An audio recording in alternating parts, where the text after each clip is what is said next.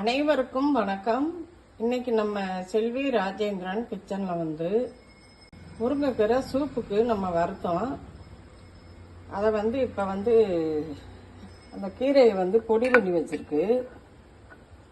இந்த பொடியில நம்ம எப்படி சூப்பு வைக்கலாம் அப்படின்னு சொல்லி இப்ப நம்ம அதுக்கு தேவையான பொருள் என்னன்னா, ஒரு கைப்பிடி வெங்காயத்தை இடிச்சு வச்சிருக்கு, ஒரு 5-6 பல்லு பூண்டை அதையும் இடிச்சு வச்சிருக்கு, ஒரு தக்காளி கட் பண்ணி வச்சிருக்கு.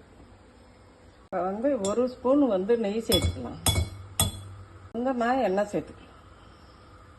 இப்போ நம்ம அந்த முருங்கைக்கீரையில் மல்லி, மிளகு, சீரகம், பாசிப்பருப்பு எல்லாமே சேர்த்துருக்கோம்.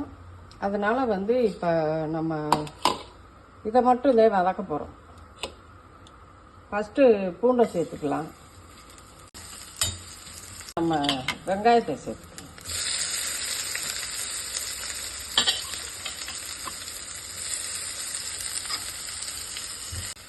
இப்போ தக்காளி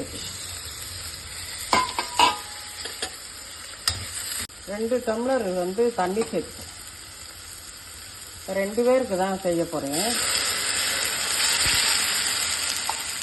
இந்த கீரை பொடி 2 ஸ்பூன் இதில் சேர்த்துக்கிறோம். தேவையான அளவு உப்பு சேர்த்துக்கலாம். ஒரு 10 நிமிஷம் கொதிக்கட்டும். கொதித்த பிறகு நம்ம எப்படி இருக்குன்னு பார்க்கலாம். இப்போ சூப்பு பார்த்தீங்கன்னா நல்லா வெந்து வந்துருச்சு.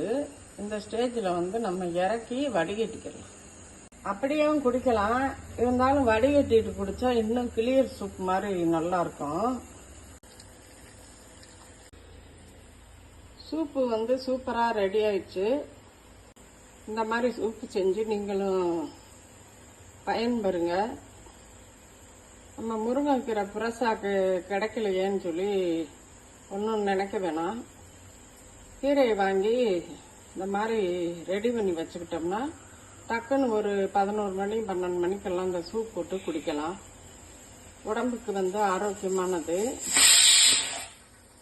பிடிச்சிருந்தா லைக் பண்ணுங்க, ஷேர் பண்ணுங்க, கமெண்ட் பண்ணுங்க, சப்ஸ்கிரைப் பண்ணுங்க.